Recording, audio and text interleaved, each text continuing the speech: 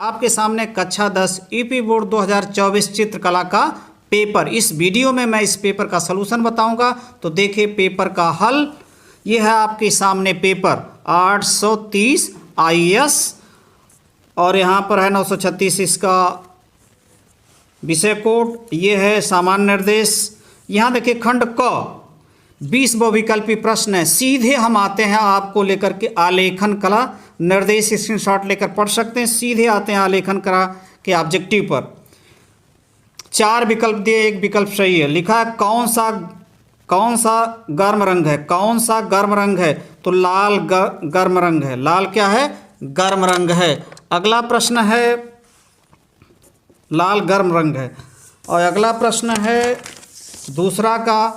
लिखा है लाल और पीला रंग मिलाने से कौन सा रंग बनता है। लाल और पीला रंग मिलाने से कौन सा रंग बनता है? तो लाल और पीला मिलाने से आपका नारंगी, गुलाबी, काला, बैगनी नारंगी रंग बनता है। अगला बिना ब्रश की सहायता से कौन सा रंग लगाया जाता है। बिना ब्रश की सहायता से कौन सा रंग लगाया जाता है। पेस्टल, तेल रंग, जल रंग, टेम्परा। तो पेस्टल रंग जो होता है बिना ब्रश की सहायता से लगाया जाता है। अगला प्रश्न है सफ़ेद का विरोधी रंग।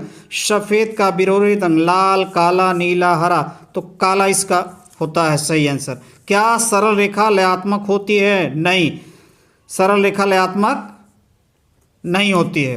कला शब्द किस भाषा का है? कला शब्द किस भाषा का है? तो कला शब्द संस्कृत भाषा का है। कला शब्द किस भाषा का? संस्कृत का है।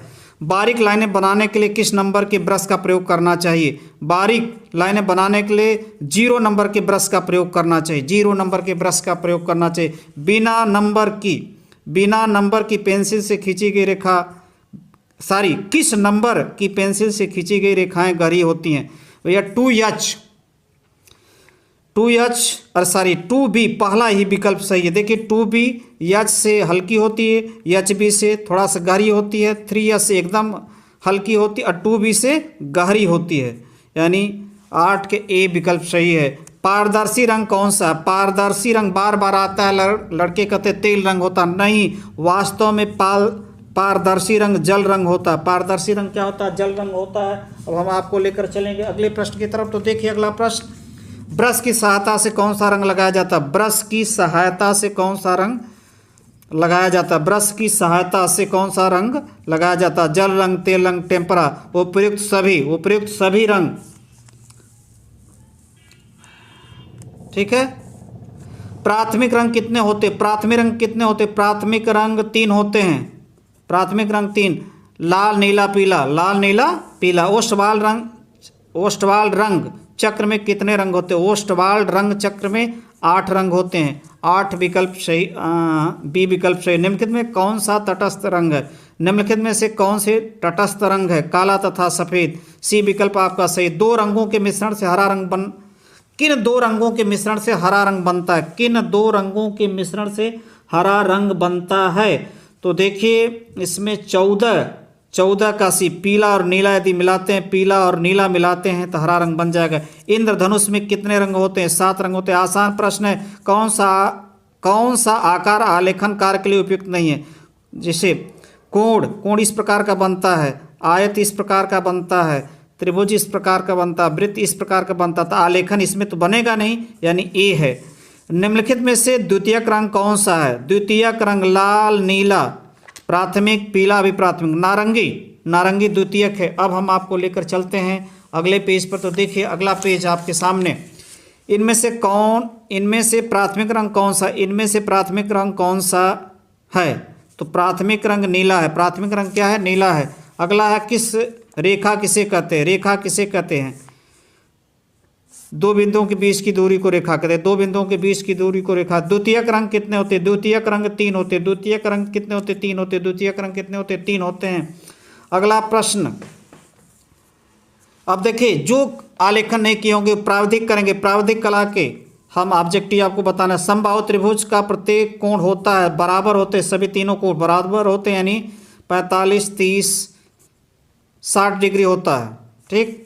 वर्ग का प्रत्येक कोण कितने अंश का था? वर्ग जिसकी चारों भुजाएं बराबर, प्रत्येक कोण 90 डिग्री का होता है।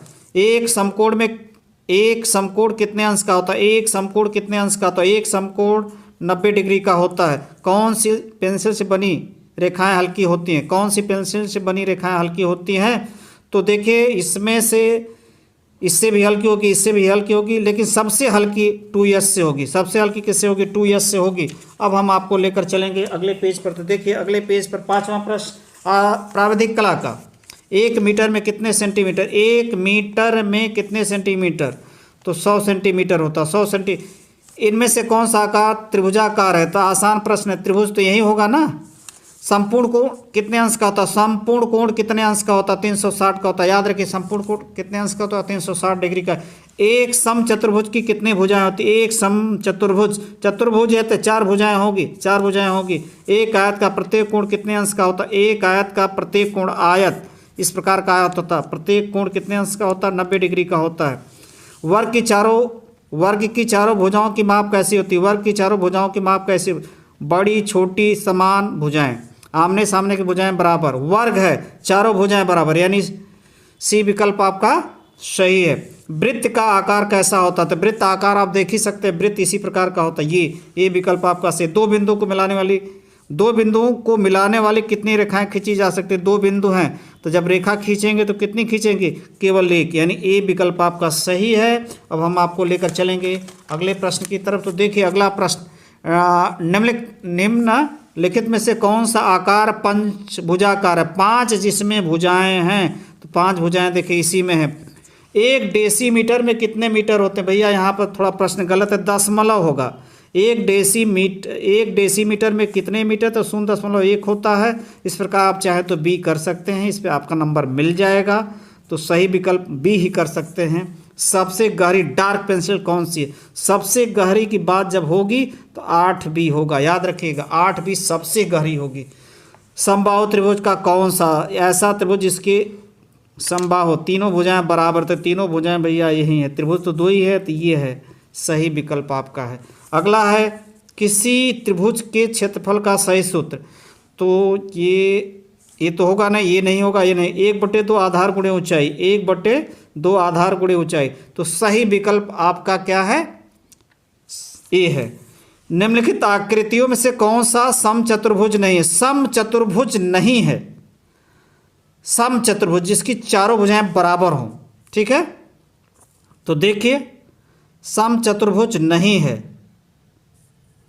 अब देखिए यहाँ पर ये समचतुर्भुज है, ये भी समचतुर्भुज है, और ये आयत है। भले यहाँ y लिखा है, देखिए ये चारों भुजाएं बराबर हैं, तो उसको भी हम समचतुर्भुज वास्तव में ऐसा होता है।